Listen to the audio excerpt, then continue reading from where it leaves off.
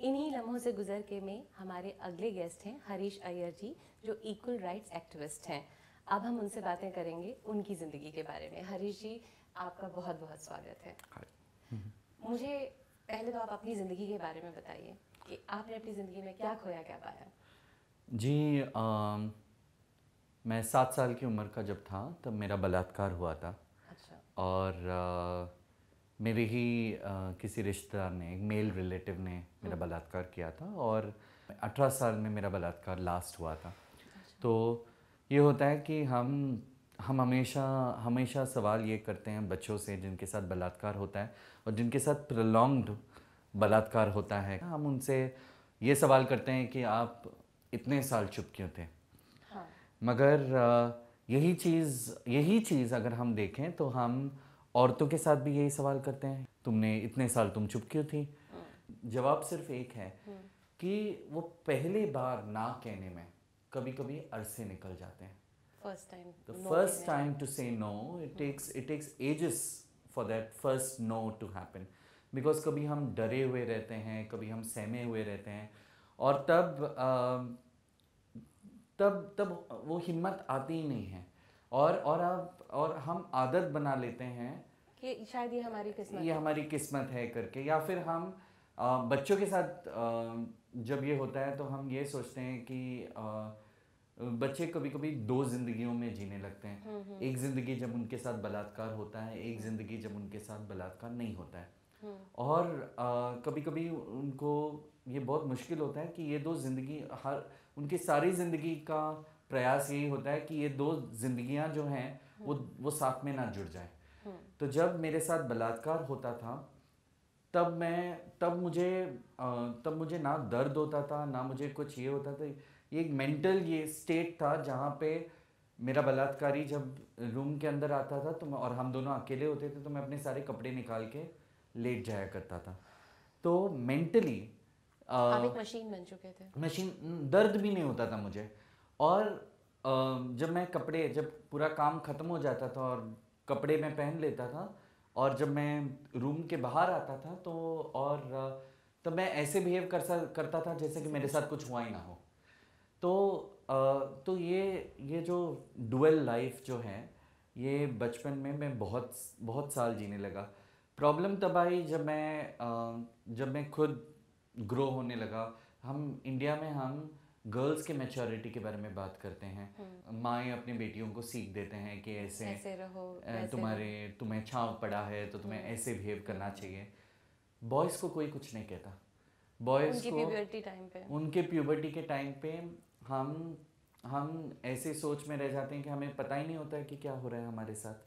कोई हमारे साथ बात नहीं करता है, कोई इवन सही फादर शख्सियत भी नहीं, कोई फादर तो बात ही नहीं करते इन चीज़ों के बारे में, तो कोई बात नहीं करता वो भी है। स्पेशली इंडिया में। इंडिया में फॉरेन में भी ऐसा अच्छा। नहीं कि हम ये कहें कि इंडियंस ऐसे हैं। हकीकत में फॉरेन में भी बहुत ओके। बहुत कम जगह है जहाँ पे लोग बात करते हैं इसके बारे में। तो जब ऐसे ख्याल मेरे दिमाग में आते थे तो वो हमेशा लड़का का था। तब मुझे और भी घिन होती थी मुझ पे कि कुछ तो गलत हो रहा है मेरे साथ। एक तो मेरे साथ बलात्कार एक आदमी ने किया और अभी मैं सोच रहा हूँ एक लड़के के बारे में। तो डर सा लगता था मुझे और किसी को कह नहीं पाता था। तो वो मेरा पहला एक्सपीरियंस था of the horror of my sexuality. पर जब ये 7 साल की उम्र में जब हुआ था तब आपने एक बार भी किसी को बताने की कोशिश की थी, आप डर गए थे? मैं डर तो बिल्कुल गया था और सहम गया था मैं एकदम।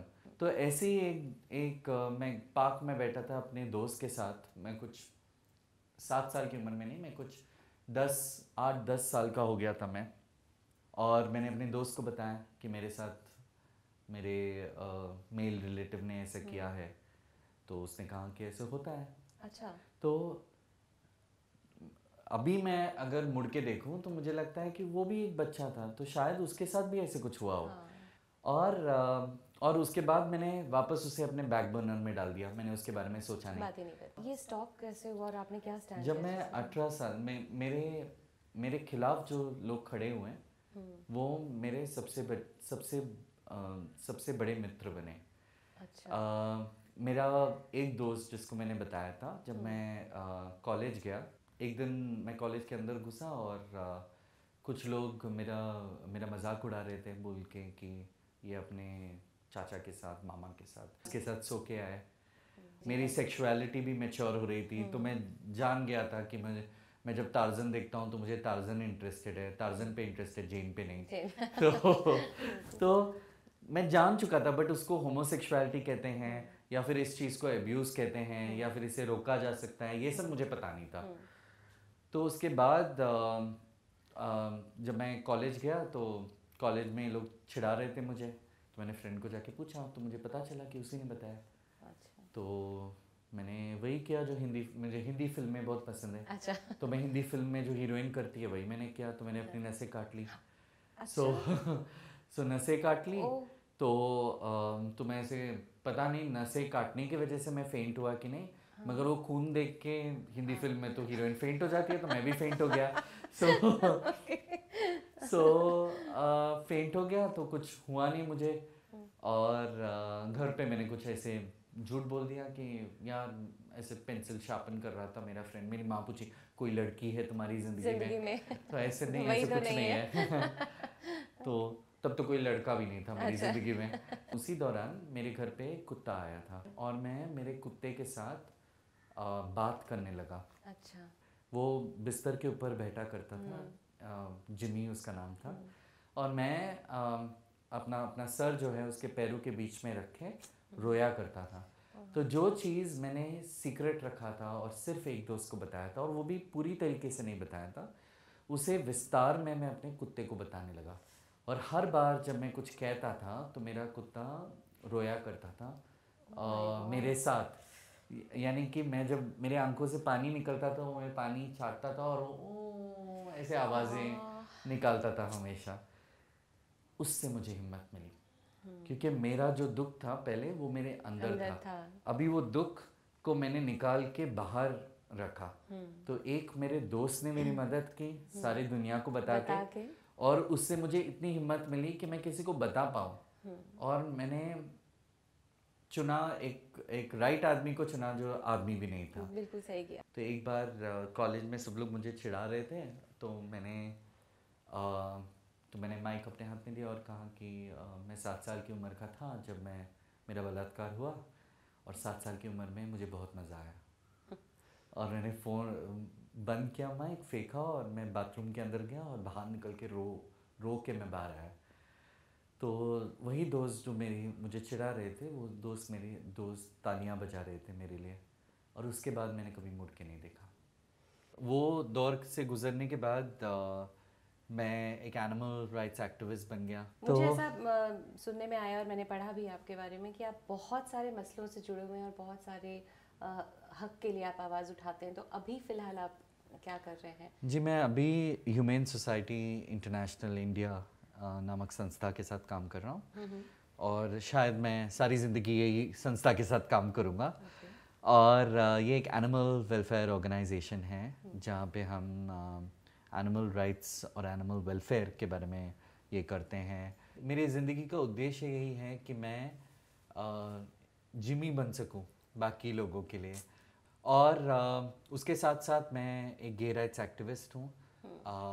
मैं खुद को इक्वल राइट्स एक्टिविस्ट बुलाता हूँ। और एक तो है कि मैं अपनी ज़िंदगी के बारे में खुल के जीता हूँ। मैं ये हमेशा कहता हूँ कि सबसे बड़ी ट्रूएस्ट एक्टिविज्म यही होता है कि आप अपनी खुद की ज़िंदगी खुल के जिए। वो सबसे बड़ा एक्टिविज्म है, बिकॉज आप किसी और को प्रेरणा दोगे इससे कि हम जो अंदर से हैं वो हम बाहर जिए। आज जब मैं ये सब्जेक्ट उठा रही थी तो मुझे स्पेशली किसी ने पूछा था कि सवाल पूछे कि क्या मोस्टली होमोसेक्सुअल्स या जो गेज हैं वो इसलिए गेज बनते हैं कि उनके साथ बचपन में कुछ अब्यूज़ होता है? जी, मैं आपको ये बताऊं कि 54%, अगर हम तादाद की बात करें, परसेंटेज की बात करें, 54% ऑफ बॉयज़ के साथ सेक्सुअल अब्यूज़ होता है 18 साल के नीचे, और 51% ऑफ गर्ल्स, यानी कि गर्ल्स का कम होता है, लड़कों का ज़्यादा होता है। और ज़्यादातर, और मैं तो जेंडर इक्वालिटी पे विश्वास रखता हूँ, तो मैं ये भी मानता हूँ कि एक आदमी अब्यूज़ कर सकता है, औरत भी कर सकती है। ओके, भले ही परसेंटेज में थोड़ा कम हो या कम ज़्यादा हो, मैं किसी जेंडर को एक स्टेटिस्टिकल फिगर नहीं पेश करना चाहता, but just for the sake of debate mostly it's a man, एक आदमी अब्यूज करता है एक बच्चे की।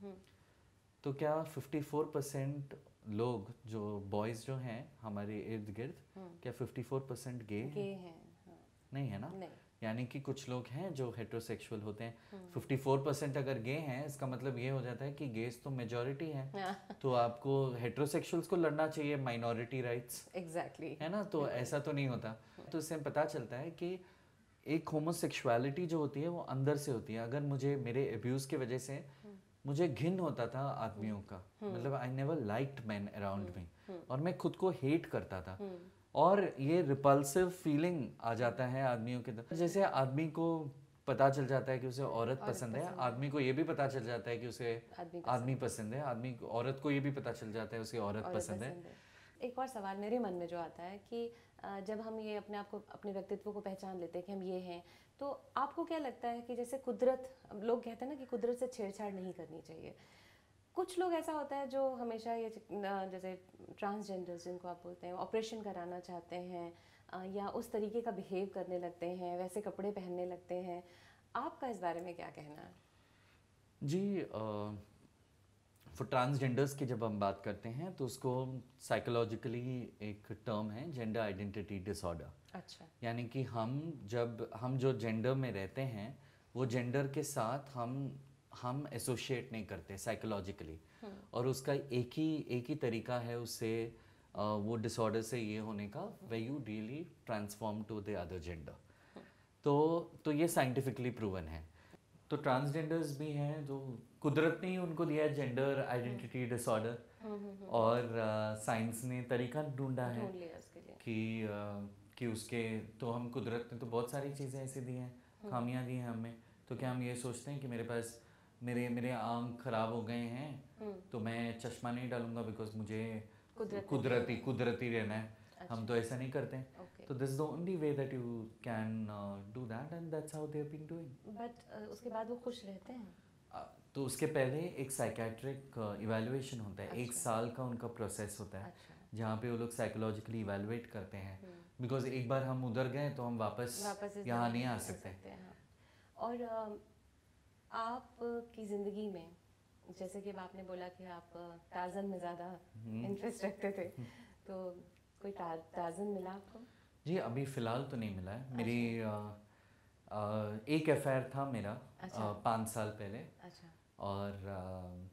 और हमारा ब्रेक ऑफ हो गया, क्योंकि वो तो होना ही है, मतलब ज़िंदगी में पहला ब्रेक ऑफ, एक ब्रेक ऑफ, अगर एक ब्रेक ऑफ ज़रूरी है, बनता है मेरे दोस्त तो कम से कम कुछ सब अगर देखो, मेरे पास एक सैड स्टोरी है, देखो, और एक ब्रेक ऑफ है, तो एक अगर मुझे एक ऑटोबायोग्राफी लिखना है तो सब कुछ होना चाहिए ना, इंग्रेडिएंट होना चाहिए। तो एक सैड स्टोरी हो गया, ब्रेक ऑफ हो गया, सेक्सुअलिटी का चैलेंज हो गया। तो ये सब जो है ये, और इससे हम अगर उभर कर बाहर निकलें और हम पॉजिटिव रहें उस पर, तो एक ऑटोबायोग्राफी तो बनती है। बिल्कुल बनती है, और इसी पे है, इन्हीं लम्हों से गुजर के कि आप झेल तो सब कुछ रहे, पर कम से कम आप टूटे नहीं, हारे नहीं, और जिंदगी आगे बढ़ती रही। टूट तो बहुत गए हैं, बट टूट के जुड़ गए हैं वापस। तो ऐसा नहीं कि हमारी ज़िंदगी में ऐसे कोई पड़ाव नहीं आएगा जब हम टूट जाएंगे। हम ज़रूर, ऐसा नहीं कि मैं कल नहीं टूटूंगा वापस, मगर इतना ज़रूर कह सकता हूँ कि टूट के मैं वापस जुड़ ज़रूर जाऊँगा, हारूंगा नहीं कभी। हरीश जी, प्रोग्राम को थोड़ा लाइट करने के लिए मैं कुछ कुकीज़ आपसे पूछूंगी। धर्म क्या है? जिसका इस्तेमाल करके हम अच्छा भी कर सकते हैं, बुरा भी कर सकते हैं। प्यार क्या है? प्यार वो है जो हो जाता है, प्लान नहीं किया जा सकता। ओके। रिश्तेदार या समाज? मैं खुद, ना रिश्तेदार ना समाज। Very good. आपका कोई ऐसा मनपसंद गीत जो हमेशा आप गुनगुनाना चाहते हैं जब आप बहुत खुश होते हैं?